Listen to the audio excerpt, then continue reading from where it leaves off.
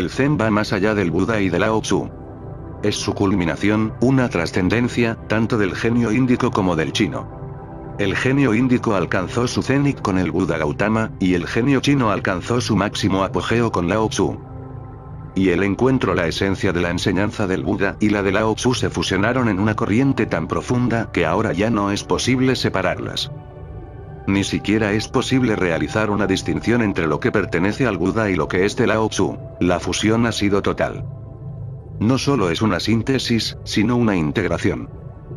De ese encuentro nació el Zen. El Zen no es budismo ni taoísmo, y no obstante, es ambos.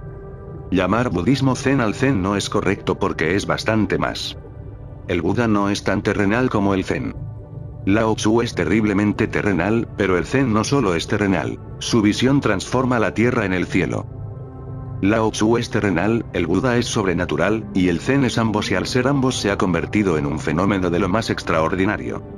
El futuro de la humanidad se acercará cada vez más al enfoque del Zen, porque el encuentro entre Oriente y Occidente solo es posible a través de algo como el Zen, que es terrenal y sobrenatural a la vez. Occidente es muy terrenal, y Oriente muy sobrenatural. ¿Quién hará de puente? El Buda no puede serlo. Es esencialmente oriental, el auténtico aroma de Oriente, la auténtica fragancia de Oriente, rotundo. Lao Tzu tampoco puede serlo. Es demasiado terrenal. China siempre ha sido muy terrenal. China forma más parte de la psique occidental que de la oriental. No es una casualidad que China haya sido el primer país de Oriente que se haya vuelto comunista, materialista, que haya creído en una filosofía carente de divinidad, que haya creído que el hombre es solo materia, y nada más. No ha sido por casualidad. China ha sido terrenal durante casi 5000 años. Es muy occidental. Por eso Lao Tzu no puede ser el puente. Es como Zorba el griego. El Buda es tan sobrenatural que no lo puedes atrapar como podría ser el puente. Cuando pienso en ello, el Zen me parece la única posibilidad, porque en el Zen, el Buda y Lao Tzu se han convertido en uno. El encuentro ya ha tenido lugar. La semilla ya está ahí, la semilla del gran puente que puede convertir en uno a Oriente y Occidente. El Zen será el punto de encuentro. Cuenta con un gran futuro, un gran pasado y un gran futuro. Y el milagro radica en que el Zen no esté interesado ni en el pasado ni en el futuro. Todo su interés está en el presente. Tal vez por eso sea posible el milagro, porque pasado y futuro están unidos por el presente. El presente forma parte del tiempo. ¿Habéis pensado en ello alguna vez? ¿Cómo es el presente del lago? El pasado tiene una duración, y también el futuro. ¿Pero cuánto dura el presente? ¿Cuánto dura? ¿Se puede medir el presente entre el pasado y el futuro? Es inconmensurable. Casi no es. No es tiempo, para nada. Es la infiltración de la eternidad en el tiempo. El Zen vive en el presente. Toda su enseñanza trata de cómo estar en el presente, de cómo salir del pasado, que ya no es, y de cómo no implicarse en el futuro, que todavía no es, estando enraizado, centrado, en lo que es. El enfoque del Zen es de inmediatez, pero por eso mismo puede tender un puente entre pasado y presente. Puede tender un puente entre muchas cosas. El pasado y el futuro, puede unir Oriente y Occidente, el cuerpo y el alma. Puede tender un puente entre los mundos irreconciliables, este mundo y el otro, entre el mundano y el sagrado. Cielo vacío. Al igual que el cielo vacío, carece de límites, y no obstante, está justo aquí, profundo y despejado. Cuando intentas conocerlo no puedes verlo, no puedes aprehenderlo, pero tampoco perderlo. Al no poder aprehenderlo acabas teniéndolo. Cuando guardas silencio, él habla. Cuando hablas, él permanece en silencio. La gran puerta está abierta de par en par para repartir ofrendas, y ninguna multitud oculta el camino. Primero algunas cosas básicas. El Zen no es una teología, es una religión. Una religión sin teología es un fenómeno único. Todas las demás religiones existen alrededor del concepto de Dios. Cuentan con teología. Están centradas en Dios o en el ser humano, pero el ser humano no es el fin, ni tampoco Dios. Tampoco lo son para el Zen. Para el Zen, el hombre es el objetivo, el hombre es el fin en sí mismo.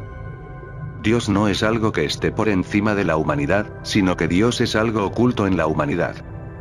El ser humano lleva a Dios en sí mismo como potencial. Por eso en el Zen no existe concepto de Dios.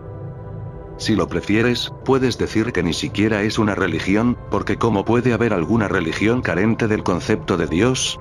Por eso, quienes han sido educados como cristianos, musulmanes, hinduistas o judíos no pueden concebir qué clase de religión es el Zen. Si no hay Dios, entonces es un ateísmo, pero no lo es. Es teísta hasta la médula, pero sin un Dios. Eso es lo primero que hay que comprender. Deja que vaya penetrando en tu interior, y las cosas se irán aclarando. El Zen dice que Dios no es extrínseco a la religión, es intrínseco. No está allí, sino aquí. De hecho, para el Zen no hay allí, sino que todo es aquí.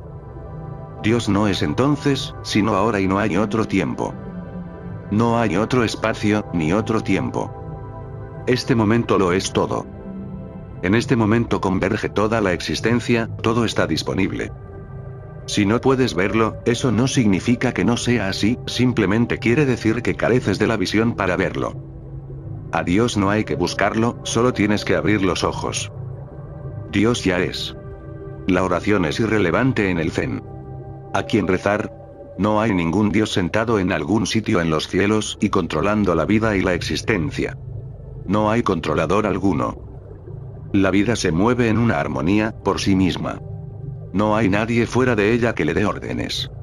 Cuando existe una autoridad externa se crea una especie de esclavitud. Un cristiano se convierte en esclavo, y lo mismo sucede con los musulmanes. Cuando Dios está por ahí dando órdenes, como mucho puedes llegar a ser un servidor o un esclavo. Pierdes toda dignidad. No es ese el caso con el Zen. El Zen te proporciona una tremenda dignidad. No hay ninguna autoridad en ninguna parte. La libertad es completa y fundamental. Si Friedrich Nietzsche hubiera sabido algo sobre el Zen, podría haberse convertido en místico en lugar de volverse loco. Dio con un importante hecho. Dijo: Dios no existe. Dios ha muerto y el hombre es libre. Pero básicamente Nietzsche creció en el mundo de los judíos y los cristianos, un mundo de miras muy estrechas, muy confinado y lleno de conceptos. Tropezó con una gran verdad: Dios no existe. Dios ha muerto, y por tanto el hombre es libre. Fue a dar con la dignidad de la libertad, pero fue demasiado.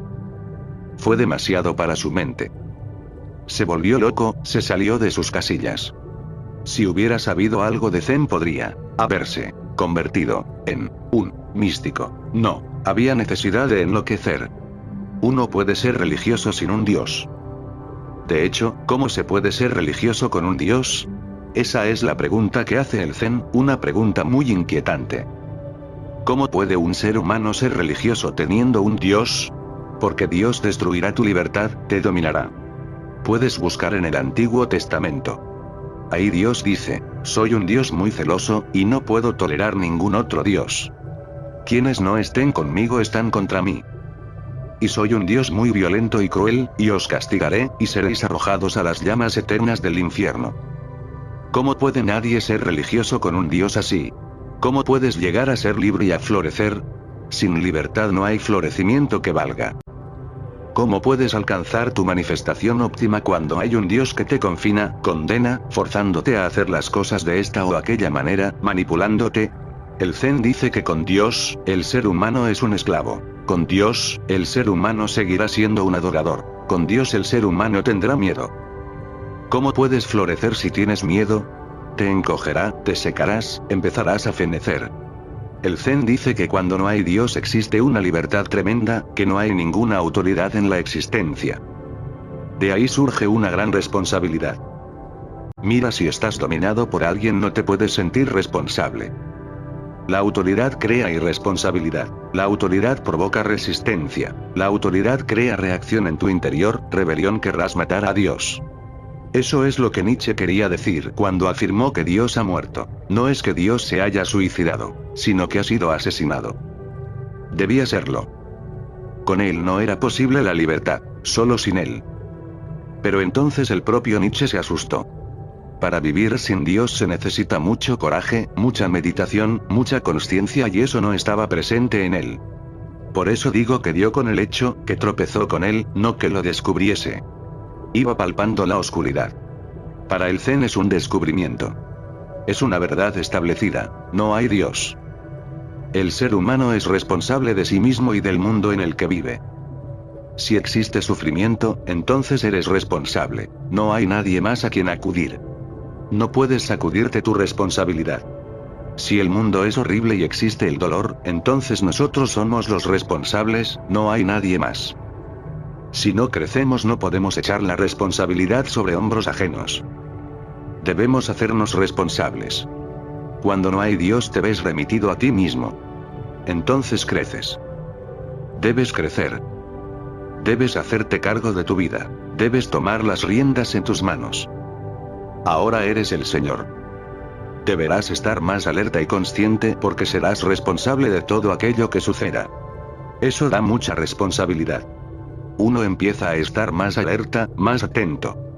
Uno empieza a vivir de una manera totalmente distinta. Uno se torna más observador. Uno se convierte en testigo. Y cuando no hay más allá, el más allá está en tu interior. No hay más allá de ti mismo. En el cristianismo, el más allá está más allá. En el Zen, el más allá está en el interior. Así que la cuestión no radica en alzar los ojos al cielo y rezar, eso no tiene ningún sentido porque estás rezándole a un cielo vacío. El cielo es de una consciencia mucho más inferior que tú. Hay quien le reza a los árboles. Los hinduistas le rezan a un árbol. Muchos hinduistas van al Ganges y le rezan al río, otros le dedican sus oraciones a una imagen de piedra, muchos rezan al cielo o a un concepto, a una idea. Lo más elevado reza a lo inferior. La oración no tiene sentido, dice el Zen. Solo la meditación no es que tengas que arrodillarte ante nadie, sino que debes deshacerte de ese viejo hábito de la esclavitud. Todo lo que necesitas es sosegarte y silenciarte e ir hacia tu interior para hallar el centro. Ese centro es también el centro de la existencia. Y cuando hayas alcanzado tu núcleo más íntimo, habrás llegado al núcleo más íntimo de la propia existencia. Eso es Dios en el Zen. Pero no llaman Dios. Y está bien que no lo hagan. Así que lo primero que hay que recordar sobre el Zen es que no es una teología, pero sí una religión, aunque también aquí radica una tremenda diferencia. No es una religión como el Islam. El Islam tiene 3 pilares: un Dios, un libro y un profeta. El Zen no tiene Dios, no tiene libro y no tiene profeta. Toda la existencia es la profecía de Dios. Toda la existencia es su mensaje. Y recuerda, Dios no está separado de su mensaje. El mensaje en sí mismo es divino. No hay mensajero, todas esas tonterías están desechadas en el Zen. La teología aparece con un libro. Necesita una Biblia, necesita un Corán. Necesita un libro que pretenda ser santo, un libro que intenta decir que es especial, que no hay ningún otro libro igual, que es una bendición del cielo, un evangelio. El Zen dice que todo es divino. ¿Cómo puede haber algo especial? Todo es especial. Nada es no especial, y por eso nada puede ser especial. Cada hoja de cada árbol y cada canto rodado de cada orilla especial, único, santo. No es que el Corán sea santo, no es que la Biblia sea sagrada. Cuando un amante escribe una carta a su amada, esa carta es sagrada. El Zen manifiesta la santidad de la vida ordinaria. Bokoju, un gran maestro Zen, solía decir: ¡qué maravilla! ¡Qué misterio! Corto leña y saco agua del pozo. ¡Qué maravilla! ¡Qué misterio! Cortar leña, sacar agua del pozo, y dice: ¡qué misterio! Eso es el espíritu Zen. Transforma lo ordinario en extraordinario. Transforma lo profano en sagrado. Desecha la división entre el mundo y lo divino. Por eso digo que no es una teología, sino pura religión. La teología contamina la religión. No existe diferencia entre un musulmán, un cristiano y un hinduista en lo que respecta a la religión, pero sí en la teología. Cuentan con teologías distintas. Y la gente se ha estado peleando a causa de esas teologías. La religión es una, la teología es múltiple. Teología significa la filosofía acerca de Dios, la lógica acerca de Dios. Es un sinsentido porque no hay manera de demostrar a Dios ni de lo contrario. Los argumentos son simplemente irrelevantes. Sí, uno puede experimentar, pero no probar, y eso es lo que intenta hacer la teología. Y no deja de hacer cosas igualmente estúpidas, tratando de cortarlo todo con el patrón de la lógica. Cuando la miras a cierta distancia no puedes más que reírte, de lo ridícula que es. En la Edad Media, los teólogos cristianos estaban muy preocupados, muy turbados, pasmados ante problemas que a ti no te lo parecerían. Por ejemplo, ¿cuántos ángeles pueden sostenerse sobre la punta de una aguja? Se han escrito libros acerca del tema, con argumentos estupendos. El Mullah Nasruddin, que tenía 2 periquitos, envió a buscar al veterinario. Mis pájaros me preocupan, aseguró. Hace una semana que no van al aseo. El médico miró el interior de la jaula y preguntó: ¿pone siempre mapas de la Tierra en el fondo de la jaula? No, dijo el Mullah Nasruddin. Ese lo puse el sábado pasado, cuando se me acabaron los periódicos. Claro, eso lo explica todo, replicó el veterinario. Los periquitos son criaturas muy sensibles. Se están aguantando porque imaginan que el planeta Tierra ya ha absorbido toda la mierda que podía. La teología es una porquería. Y por su causa las religiones han acabado envenenadas. Una persona auténticamente religiosa carece de teología. Sí, tiene la experiencia, la verdad, esa luminosidad especial, pero no teología. Pero esta ha sido de gran ayuda para los eruditos y los pundits. Para los que se dicen ilustrados. Ha sido muy interesante para los sacerdotes, los papas, para los shankaracharyas. Les ha beneficiado mucho. Todo su negocio depende de ella. Pero el Zen corta todo eso de raíz. Destruye todo el asunto de los sacerdotes. Se trata del negocio más sucio del mundo, porque se apoya en un gran engaño. El sacerdote no sabe, pero continúa predicando. El teólogo no sabe, pero continúa pergeñando teorías. Es tan ignorante como cualquier otra persona, puede que incluso más. Pero su ignorancia ha aprendido a explicarse como si supiese algo. Su ignorancia está muy decorada, a base de escrituras y teorías, está ornamentada de manera tan artera e inteligente que resulta muy difícil fijarse en el fallo. La teología no ha sido de ninguna ayuda para la humanidad, pero a los sacerdotes les ha sido de gran utilidad. Han podido explotar a la humanidad en nombre de estúpidas teorías. 2 psiquiatras se encuentran en un atestado restaurante y empiezan a hablar, y uno de ellos explica que está tratando un caso muy interesante de esquizofrenia. El otro contesta: ¿y eso qué tiene de interesante? Los casos de persona dividida son bastante comunes, me atrevería a asegurar. Este caso es interesante porque, respondió su colega, los dos pagan. Así es como han vivido los teólogos. La teología es política, y divide a las personas. Y si puedes dividirlas, entonces también puedes controlarlas. El Zen mira a la humanidad con una visión íntegra, invisible. Su mirada es total. Por eso digo que el Zen es la religión del futuro. La humanidad va avanzando lentamente hacia una consciencia que prescindirá de la teología y la religión se aceptará puramente como una experiencia. En japonés hay una palabra especial para designarlo. Lo llaman konomama, o sonomama, exeidad de la existencia, talidad. Esta talidad de la vida es Dios. No es que Dios exista, sino que la misma talidad es divina, la talidad de un árbol, la talidad de una roca, la talidad de un hombre, de una mujer, de un niño. Y esa talidad es un fenómeno indefinido, indefinible. Puedes disolverte en ella, puedes fundirte en ella, probarla. ¡Qué maravilla! ¡Qué misterio! Pero no puedes definirla, no puedes precisarla lógicamente, no puedes formularla mediante conceptos definidos. Los conceptos la matarían. Dejaría de haber talidad. Entonces se convertiría en una construcción mental. La palabra Dios no es Dios. El concepto Dios no es Dios. Tampoco el concepto amor es el amor, ni la palabra comida se come. El Zen dice algo muy simple. Dice que recuerdes que la carta donde aparece el menú no es la comida, y que no empieces a comértela. Eso es lo que ha estado ocurriendo desde hace siglos, que la gente se está comiendo la carta. Y claro, así les va. Están desnutridos, no fluyen, no son vitales, no viven de manera total, es natural predecible.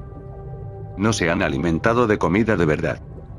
Se han pasado el tiempo hablando de comida y se han olvidado por completo de lo que es. A Dios hay que comérselo, a Dios hay que probarlo, a Dios hay que vivirlo, y no discutir sobre él. El proceso de discutir sobre es la teología. Y ese discutir sobre no cesa de dar vueltas, y nunca llega a la cosa en sí. Es un círculo vicioso. La lógica es un círculo vicioso, y el Zen realiza todos los esfuerzos posibles para sacarte de ese círculo vicioso. ¿Y cómo es que la lógica es un círculo vicioso? La premisa ya implica la conclusión. La conclusión no será nada nuevo, pues está contenida en la premisa. Y también en la conclusión tenemos la premisa contenida. Es como una semilla. El árbol está contenido en la semilla, y luego el árbol dará nacimiento a muchas más semillas, y en esas otras semillas también habrá árboles contenidos. Es un círculo vicioso. Semilla, árbol, semilla y así. O bien, el huevo y la gallina y el huevo sin fin, ad infinitum. Es un círculo. De lo que trata el Zen es de salir de ese círculo, de no seguir moviendo palabras y conceptos en la mente, sino de caer en la cuenta de la propia existencia. Un gran maestro Zen, Nanin, se hallaba cortando leña en el bosque. Y llegó un profesor de universidad a visitarle. Y claro, el profesor pensó, este leñador sabrá dónde vive Nanin. Así que se lo preguntó. El leñador tomó el hacha en sus manos y dijo, me costó muy cara. El profesor no le había preguntado nada sobre el hacha. Lo que hacía era preguntarle dónde vivía Nanin, le preguntaba si le hallaría en el templo. Y Nanin volvió a levantar el hacha y dijo, mírela, me costó muy cara. El profesor se sintió un tanto desconcertado, y antes de que pudiera escapar de allí, Nanin se le acercó y le colocó el hacha en la cabeza. El profesor empezó a temblar y Nanin dijo, tiene muy buen filo. Y el profesor salió corriendo. Más tarde, cuando llegó al templo, se enteró de que el leñador era nada más y nada menos que el propio Nanin. Entonces le preguntó a uno de los discípulos, ¿es que se ha vuelto loco? No, aseguró el discípulo. Usted le ha preguntado si estaba Nanin y él ha respondido que sí. Le mostraba su exceidad, su talidad. En ese momento era leñador, estaba totalmente absorbido en el filo del hacha. En ese momento era esa filosidad. Al ser tan inmediato, al estar tan en el presente, le estaba diciendo, soy en ella. Lo pasó usted por alto. Le estaba enseñando la cualidad del Zen. El Zen es no conceptual, no intelectual. Es la única religión del mundo que predica inmediatez momento a momento, estar presente en el momento, ni en el pasado, ni en el futuro.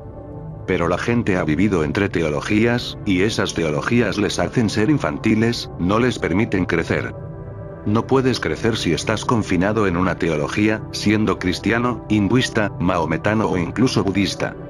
No puedes crecer, no tienes espacio interior suficiente para crecer.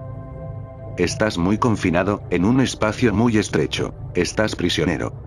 Un joven predicador cogió $1000 de la caja fuerte de la iglesia y los perdió jugando en la bolsa. A continuación le dejó su hermosa esposa. Lleno de desesperación fue hacia el río, y estaba a punto de tirarse del puente, cuando le detuvo una mujer que llevaba un abrigo negro, con una cara arrugada y el pelo gris greñoso. No saltes, dijo con voz áspera. Soy una bruja, y te concedo 3 deseos, a cambio de que hagas algo por mí. No hay nada que pueda salvarme, contestó él. No digas tonterías, aseguró ella. Alakazam. El dinero vuelve a estar en la caja de la iglesia. Alakazam. Tu esposa está esperándote amorosa en casa. Alakazam. Ahora tienes $200.000 en el banco. Pero qué maravilla. Balbuceó el predicador. ¿Qué tengo que hacer por ti? Pasar la noche haciéndome el amor. Pensar en dormir con aquella vieja bruja desdentada resultaba repelente, pero valía la pena, así que fueron a un motel cercano. Por la mañana, una vez pasada la ordalía nocturna, el sacerdote se hallaba vistiéndose para regresar a casa cuando el cardo borriquero que seguía en la cama le preguntó: «Dime, cariño, ¿qué edad tienes?» «Tengo 42 años». Contestó él: «¿Por qué? ¿No eres un poco mayor para seguir creyendo en brujas?» «Eso es lo que pasa. Si crees en Dios puedes creer en una bruja, forman parte del mismo paquete. Si puedes creer en cualquier tipo de tontería, acabarás tragándotelas todas. Pero no llegas a crecer. Sigues infantiloide. El Zen significa madurez. El Zen significa desechar todos los deseos y ver cuál es la situación.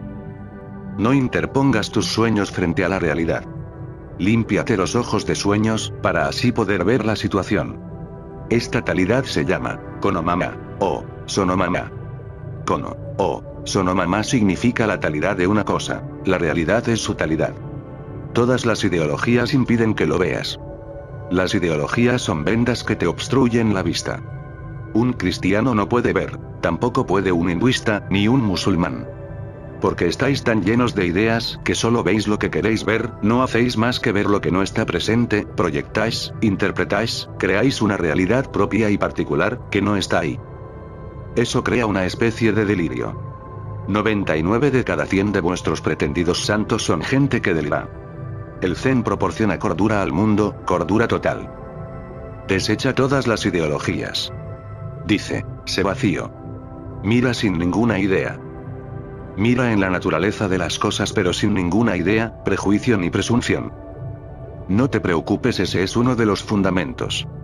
Así que hay que abandonar la teología, si no, te mantendrá ocupado. ¿Ves cuál es la cuestión? Si tienes una idea, existe la posibilidad de que la encuentres en la realidad, porque la mente es muy creativa. Y claro está, esa creación solo será una imaginación.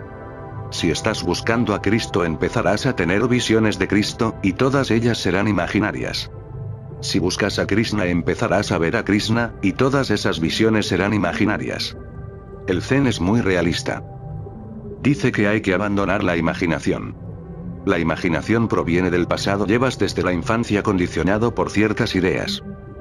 Desde la infancia te han llevado a la iglesia, al templo, a la mezquita. Te han llevado al erudito, al pundit, al sacerdote.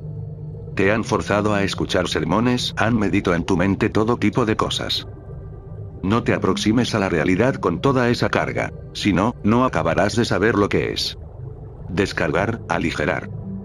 Ese aligerar es Zen. Un ministro evangelista conducía un servicio religioso en un manicomio. Su discurso se vio súbitamente interrumpido por uno de los internos, que gritaba enloquecido: me pregunto si tengo que estar escuchando todas estas tonterías. El ministro, sorprendido y confuso, se volvió hacia el guardia y preguntó: ¿debo dejar de hablar? El guardia respondió: no, siga usted, no volverá a ocurrir. Ese hombre solo tiene un instante de cordura cada 7 años. Es muy difícil estar cuerdo en un mundo enloquecido. El Zen es sencillo pero difícil a la vez. Simple en lo que respecta al Zen, es la cosa más simple del mundo, la más simple porque es espontánea, pero muy difícil a causa de nuestras mentes condicionadas, a causa del mundo enloquecido en que vivimos, en que nos han criado, y que nos ha corrompido. La segunda cosa es que el Zen no es una filosofía, sino poesía. No propone, sino que simplemente persuade. No discute, simplemente canta su propia canción. Es estético hasta la médula, y para nada ascético. No cree en ser arrogante o agresivo hacia la realidad, sino en el amor. Cree que si participamos con la realidad, ésta nos revelará sus secretos. Crea una consciencia participativa. Es poesía, es pura poesía igual que es pura religión. Al Zen le interesa muchísimo la belleza. Está menos preocupado con la verdad, pero muy interesado por la belleza. ¿Por qué? Porque la verdad es un símbolo áspero. No solo es seca en sí misma, sino que las personas que se interesan demasiado por ella también acaban secándose. Empiezan a morir. Sus corazones se encogen, sus fluidos dejan de fluir. Se quedan sin amor, se tornan violentos, y empiezan a ser cada vez más en la cabeza. Y el Zen no es una cosa de la cabeza, sino total. No es que niegue la cabeza, sino que le otorga el lugar que le corresponde, no un estatus dominante. Debe funcionar con la totalidad. Las agallas son tan importantes como la cabeza, los pies son tan importantes como la cabeza, el corazón es tan importante como la cabeza. La totalidad debe funcionar como un organismo, ninguna parte debe ser dominada. La filosofía está orientada hacia la cabeza, la poesía es más total. La poesía fluye más. La poesía se ocupa más de la belleza. Y la belleza es no violencia, amor y compasión. El buscador Zen mira en la realidad para hallar lo bello en el canto de los pájaros, en los árboles, en la danza de un pavo real, en las nubes, en los relámpagos, en el mar, en la arena. Intenta buscar la hermosura. Y claro está, buscar la hermosura tiene un impacto completamente distinto. Cuando buscas la verdad eres más masculino. Cuando buscas belleza eres más femenino. Cuando buscas la verdad estás más preocupado por la razón. Cuando buscas la belleza estás cada vez más interesado por la intuición. El zen es femenino, la poesía es femenina. La filosofía es algo muy masculino, muy agresivo. Es una mente masculina. El zen es pasivo. Por eso, en el zen sentarse se convierte en una de las meditaciones más importantes. Solo sentarse, zazen. La gente zen dice que si simplemente te sientas, sin hacer nada, empiezan a suceder cosas. Las cosas empiezan a ocurrir por sí mismas. No necesitas ir tras ellas, ni ellas buscarte a ti, ni tú a ellas. Llegan por sí mismas. Tú simplemente permaneces sentado. Si puedes sentarte en silencio, si puedes caer en una tremenda quietud, si puedes relajarte, si puedes abandonar todas las tensiones y convertirte en un estanque silencioso de energía, sin ir a ninguna parte, sin buscar nada, Dios empieza a verterse en ti. Dios viene a ti desde todas partes. Solo sentado, sin hacer nada, llega a la primavera, y la hierba crece por sí misma. Y recuerda, cuando el zen dice solo sentarse, quiere decir solo sentarse, nada más, ni siquiera un mantra. Si repites un mantra entonces no estás solo sentado, estás otra vez implicado en tonterías, dándole vueltas a algo mental. En cambio, si no haces nada de nada los pensamientos llegan, y luego se van si llegan, bien. Si no llegan, bien. No te implicas en lo que sucede, estás simplemente sentado. Si te sientas cansado, te rindes. Si te sientes que las piernas se tensan, entonces estíralas. Permanece natural. Ni siquiera observes. No hagas esfuerzo alguno, de ningún tipo. Eso es lo que quiere decir cuando dicen solo sentarse. Sucede solo sentándose. El zen es el enfoque femenino, y la religión es básicamente femenina. La ciencia es masculina, la filosofía es masculina, la religión es femenina. Todo lo que tiene el mundo es hermoso, poesía, pintura, danza, proviene de la mente femenina. No tiene por qué venir de las mujeres, porque las mujeres todavía no son libres para crear. Pero ya les llegará. Cuando el zen vaya cobrando importancia en el mundo, la mente femenina experimentará un gran despliegue, una enorme explosión. Las cosas se mueven al unísono. El pasado ha estado dominado por lo masculino, de ahí el Islam, el cristianismo y el hinduismo. El futuro va a ser más femenino, más suave, más pasivo, más relajado, más estético, más poético. Y en esa atmósfera poética el zen se convertirá en la cosa más significativa del mundo. La filosofía es lógica, la poesía es amor. La filosofía disecciona, analiza, la poesía es revitalizadora. El análisis es el método de la filosofía, y el de la ciencia, y el de los psicoanalistas. Más tarde o más temprano, el psicoanálisis será reemplazado por la psicosíntesis, más profunda. Asagioli tiene mucha más razón que Sigmund Freud, porque la síntesis está más cerca de la verdad. El mundo es uno. Es una unidad. Nada está separado. Todo palpita a la vez. Estamos unidos a otros, interconectados. La vida entera es una red. Incluso la hojita más diminuta de uno de los árboles que rodea este auditorio está conectada con la más lejana de las estrellas. Si algo le sucede a esta hoja, entonces algo le acabará pasando a esa estrella distante. Todo es junto, es unidad.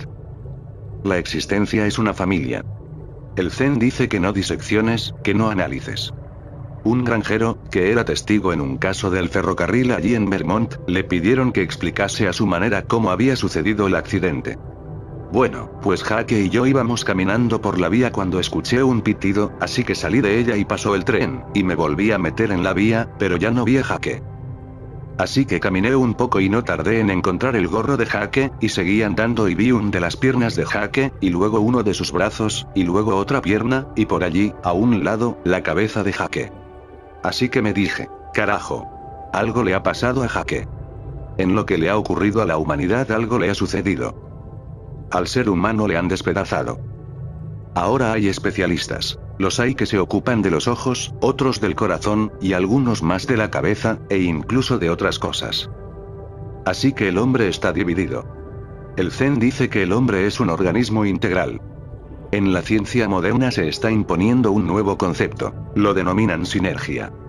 Buckminster Fuller ha definido la sinergia como la característica de un sistema completo, un organismo. Un organismo tiene algo que no es solo la suma total de sus partes y se llama sinérgico, es decir, más que la simple suma de sus partes.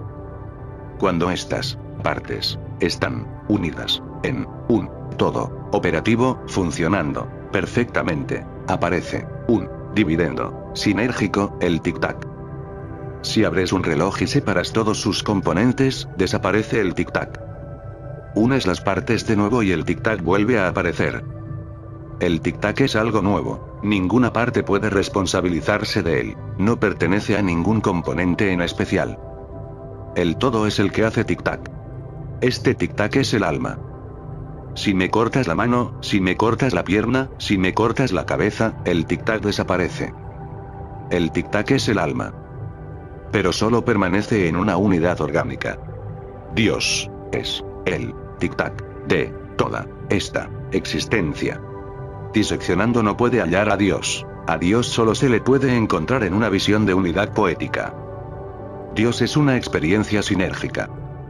La ciencia no puede revelarlo, ni tampoco la filosofía. Solo puede hacerlo un enfoque poético, muy pasivo, muy amoroso. Cuando caes en la cuenta de tu relación con la existencia, cuando dejas de estar separado como buscador, cuando dejas de estar separado como observador, cuando dejas de observar, cuando te pierdes en ello, del todo, entonces allí, en el fondo está el tic-tac. La tercera cuestión es que el Zen no es ciencia, sino magia. Pero no es la magia de los magos, es la magia de una manera de ver la vida. La ciencia es intelectual. Es un esfuerzo por destruir el misterio de la vida. Aniquila la maravilla. Está contra lo milagroso. El Zen está totalmente a favor de lo milagroso, de lo misterioso. El misterio de la vida no debe resolverse porque no puede ser resuelto. Debe ser vivido. Uno debe subirse a él, amarlo. Que la vida sea un misterio es una gran alegría. Y algo que debe celebrarse. El Zen es magia. Te da la llave para abrir lo milagroso. Y lo milagroso está en ti, y la llave también está en ti. Cuando vas a ver a un maestro Zen, él solo te ayuda a estar silencioso, de manera que puedes hallar tu propia llave, que llevas encima desde hace mucho tiempo. Y así hallarás tu puerta, que está ahí, y podrás penetrar en tu santuario más íntimo.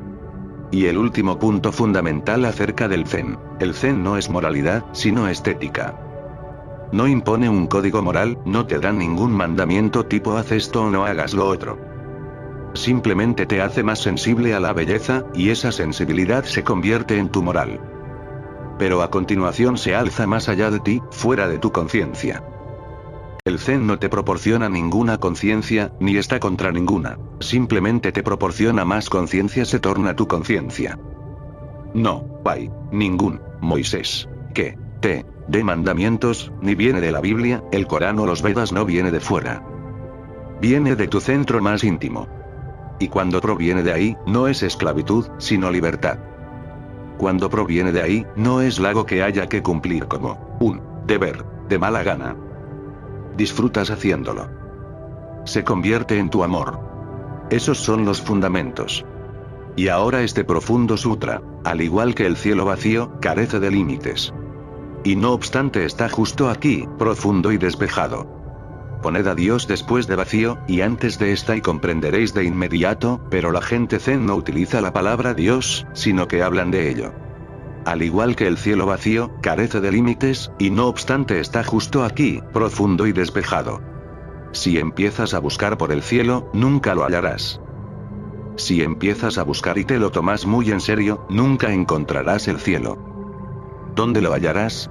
El cielo no está en algún sitio, está en todas partes, y lo que está en todas partes no puede buscarse. No se puede localizar, no puedes decir que está en el norte, ni en el sur, no puedes decir que está ahí porque está en todas partes. Lo que está en todas partes no puede encontrarse en algún sitio. ¿Dónde buscarás? Empezarás a dar vueltas por el cielo, de aquí para allá. Y todo es cielo. Dios es como el cielo vacío. Carece de límites, así que no puede ser definido. No puedes decir dónde comienza y dónde acaba. Es extremo, infinito y no obstante, está justo aquí, justo enfrente de ti. Si estás relajado, ahí está. Si estás tenso, desaparece. Un maestro zen solía decir, está claro, así que es difícil de ver. Había una vez un tonto que buscaba una hoguera con un farol encendido. Si hubiera sabido lo que era el fuego, hubiera podido prepararse mucho antes el arroz. Ahora, estás buscando un fuego con un farol encendido, y resulta que ya llevas ese fuego en las manos desde siempre. Sí, el maestro zen tenía razón. Si hubieras sabido lo que era el fuego, podrías haberte preparado mucho antes el arroz. ¿Y tienes hambre? Hace siglos que tienes hambre, llevas teniendo hambre toda la eternidad. Y has estado buscando fuego con un farol encendido en la mano. La gente va por ahí preguntando que dónde está Dios, y lo tienen justo enfrente. Os rodea. Está dentro y fuera porque solo Él es. Pero la gente zen lo llama ello o eso, o no lo nombra de manera que no se quedan atrapados en la palabra Dios. Cuando intentas conocerlo, no puedes verlo. ¿Por qué? Porque cuando quieres conocerlo, tu propio querer se convierte en algo tenso. Te estrechas, te concentras. Cuando intentas conocerlo no puedes verlo. Lo pierdes, porque solo puede ser visto cuando se está completamente relacionado, totalmente abierto, cuando no se está concentrado. Escucha. Por lo general, la gente que no sabe qué es la meditación escribe que la meditación es concentración. Existen miles de libros en los que hallarás esa afirmación, esa estupidez, que la meditación es concentración. Pero la meditación no es concentración, es lo último que la meditación puede ser. De hecho, concentración es justo lo contrario. En la concentración se está tenso, centrado, buscando algo. Sí, la concentración está muy bien cuando buscas cosas diminutas. Si lo que buscas es una hormiga, entonces la concentración es estupenda, pero no para buscar a Dios. Dios es tan vasto, tan tremendamente vasto. Si buscas mediante la concentración, encontrarás una hormiga, pero no a Dios. Para Dios deberás estar totalmente abierto, inconcentrado, abierto por todas partes, sin buscar, sin mirar. Una consciencia desenfocada, eso es la meditación, consciencia sin enfoque. Si enciendes una lamparita, la luz está sin enfocar, se desparrama en todas las direcciones. No va a ninguna parte, está simplemente ahí, cayendo en todas las direcciones. Todas las direcciones se llenan de ella. Luego está la linterna. Una linterna es como la concentración, está enfocada. Cuando quieres buscar a Dios, la linterna no te sirve, pero la lamparita sí. Si lo que buscas es una hormiga, entonces, fenomenal. Si buscas una rata, fantástico, la linterna te servirá. Para lo pequeño hace falta una consciencia enfocada. En ciencia, la concentración es perfectamente correcta. La ciencia no puede existir sin concentración. Busca lo pequeño, y cada vez más pequeño busca la molécula, y luego el átomo y a continuación el electrón y más tarde el neutrón. Busca y busca lo pequeño. Así que la ciencia cada vez se concentra más y más, se enfoca. La religión es justo lo contrario. Desenfocada, enfocada, amplia, abierta en todas las direcciones, a todos los vientos. Con todas las puertas y ventanas abiertas. Abajo los muros, uno es simplemente una apertura. Cuando intentas conocerlo, no puedes verlo. Así que el mismo esfuerzo por tratar de verlo, el propio deseo de verlo, se convierte en un obstáculo. No busques a Dios. No busques la verdad. En lugar de ello, crea la situación de desenfoque y Dios vendrá a ti, vendrá a ti. Está ahí. Hay una anécdota muy famosa acerca de una de las mujeres más extrañas del mundo, Rabilla. A Rabilla la acompañaba un místico sufí. Se llamaba Hassan. Este hombre debía haber escuchado la frase de Jesús: llama y se te abrirá. Pídelo y se te dará. Busca y lo hallarás. Así que cada día, en sus oraciones matinales, en las de la tarde, las vespertinas, las nocturnas, los musulmanes rezan 5 veces al día, le decía a Dios: estoy llamando muchísimo. ¿Por qué no se ha abierto todavía? Me estoy rompiendo la cabeza contra tu puerta. Señor, ábrela. Un día, Rabilla le escuchó. Y también un segundo día. Y un tercero. Luego le dijo, ¿cuándo mirarás a San? La puerta está abierta. No dices más que tonterías. Estoy llamando, y la puerta lleva abierta desde siempre. Mira. Pero estás demasiado ocupado con tu llamar y preguntando, deseando y buscando, y no puedes verlo. La puerta está abierta. Rabilla tiene muchísima más razón que Jesucristo. La frase de Jesucristo pertenece a un plano inferior. Está bien para el nivel de guardería, para aquellos que todavía no empezaron a buscar. Para ellos hay que decir, busca, mira, llama. Y hay que ofrecerles una garantía, si no, no buscarán. Una garantía que diga, llama y se te abrirá. Pídelo y se te dará. Lo que dice Rabilla es puro zen. Mira, tonto, la puerta lleva abierta desde siempre. Y al pedir y gritar no has conseguido más que cerrar los ojos. Solo tienes que abrir los ojos. La puerta siempre ha estado abierta. Dios siempre ha estado disponible. Dios está incondicionalmente disponible. Cuando intentas conocerlo, no puedes verlo, no puedes aprehenderlo, pero tampoco perderlo. Fíjate en la belleza de esa frase, no puedes aprehenderlo. Si quieres poseer a Dios, te será imposible. A Dios no se le puede poseer. Todo lo que es grande no puede ser poseído, y eso precisamente es una de las tonterías más grandes que sigue haciendo el ser humano. Queremos poseer.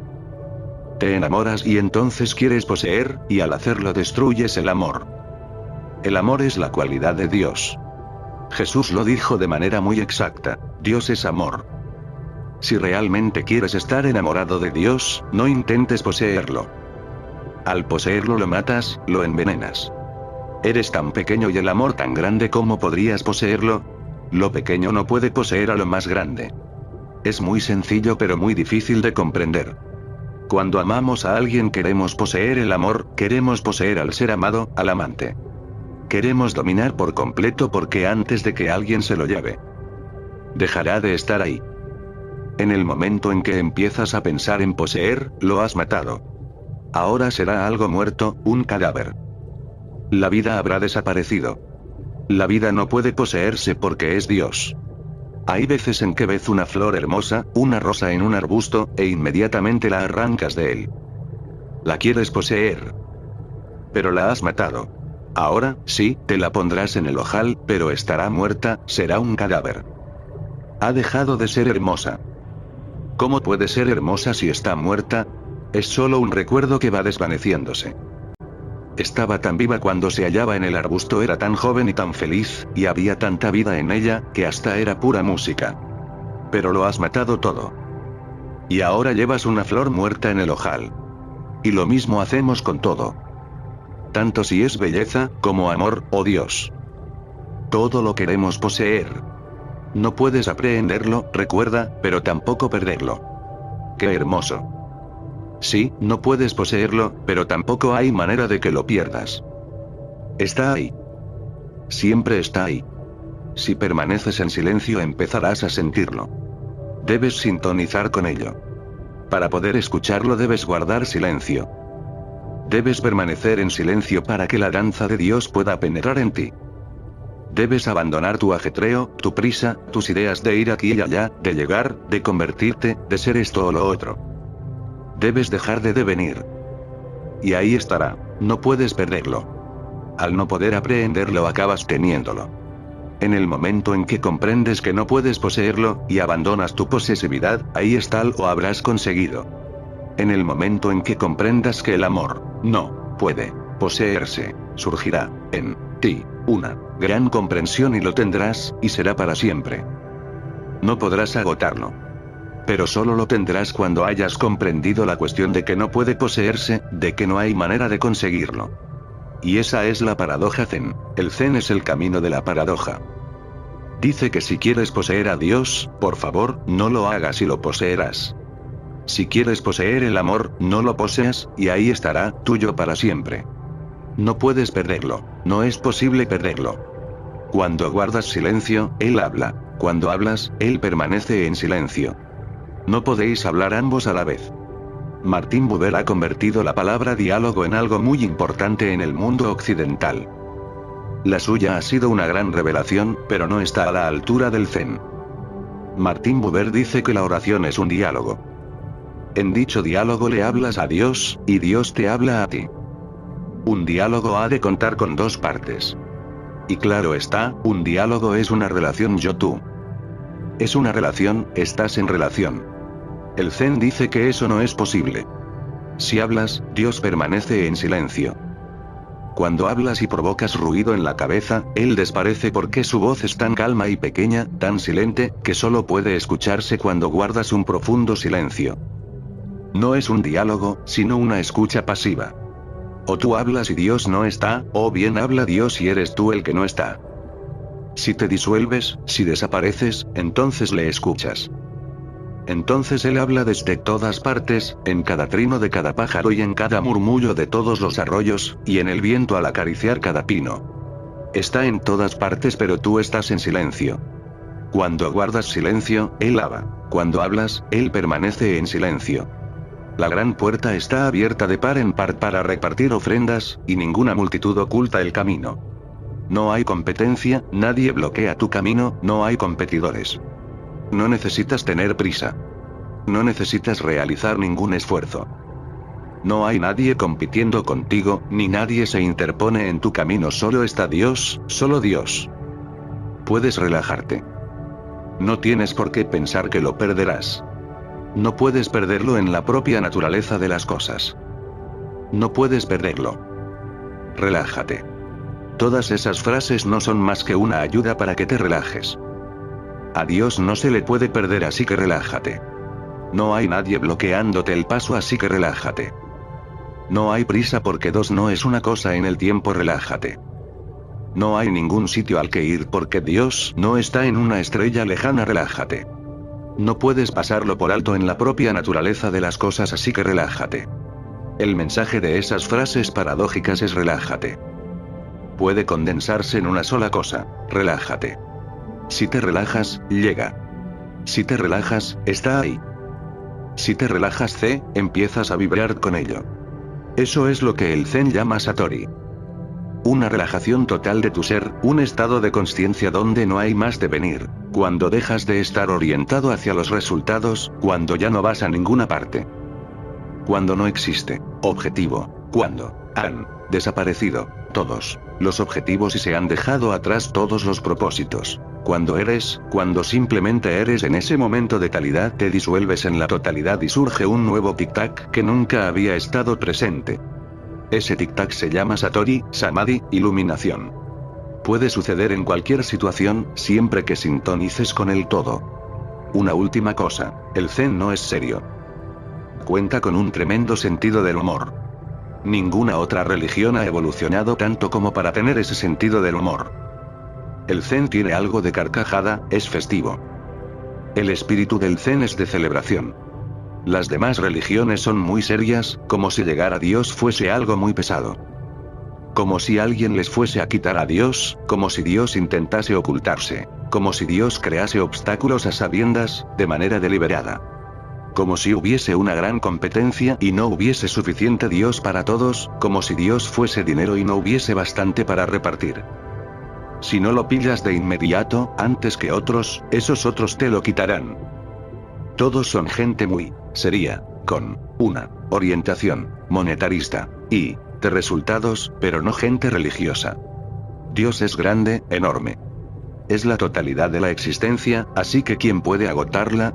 No hace falta tener miedo de que alguien se haga con él antes que tú y que cuando tú llegues ya no quede nada. No se trata de una pelea, de una competición. Y además, hay un tiempo eterno disponible. No tengas prisa y no te pongas serio. Las caras largas no son auténticos rostros religiosos. Están simplemente diciendo que no lo han comprendido, si no se reirían. La risa es consustancial al Zen, y por ello digo que por el momento es la religión más elevada. No convierte la vida en algo feo, no te incapacita. Te hace bailar, te hace disfrutar. Llevaron a un niño a visitar por primera vez el famoso museo de cera de Madame Tussauds. La visita le deprimió enormemente. Así que su madre intentó animarle. Verás, cariño, todos esos hombres y mujeres son personas famosas que vivieron hace mucho tiempo. Ahora están todos muertos. El humor del chiquillo se ensombreció todavía más. Así que esto es el cielo. Ese es el peligro. Si vas a parar a un cielo cristiano te hallarás en algo parecido. No tienes más que pensar en la horrible pesadilla que sería vivir con santos cristianos. Alguien le preguntó una vez a un maestro zen por qué no había santos en la tierra. Se rió y dijo, están bien en el cielo porque es muy difícil vivir con ellos. Tenemos suerte de que no estén aquí en la tierra. Déjalos que continúen allí.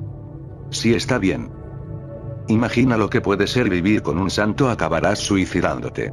El zen aporta carcajadas y una nueva brisa a la religión. El zen es graciosamente religioso.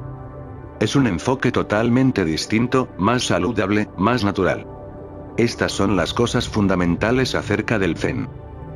Puede que lo haya explicado con demasiada rapidez. Escucha la siguiente historia. Bob Gabardine, entrenador de un equipo de fútbol americano del medio oeste estadounidense, había visto perder a su equipo 8 sábados seguidos, y en la última ocasión por un humillante 52-0.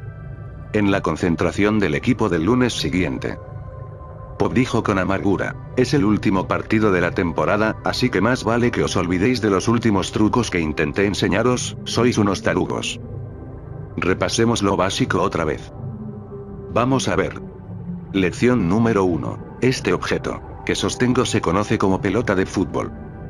Lección número 2. Llegados a ese punto, el entrenado Gabardina fue interrumpido por un preocupado defensa que se hallaba sentado en la primera fila, que le rogó, Bob, no tan rápido. He ido muy deprisa pero espero que no seáis unos tarugos. Confío en vuestra inteligencia.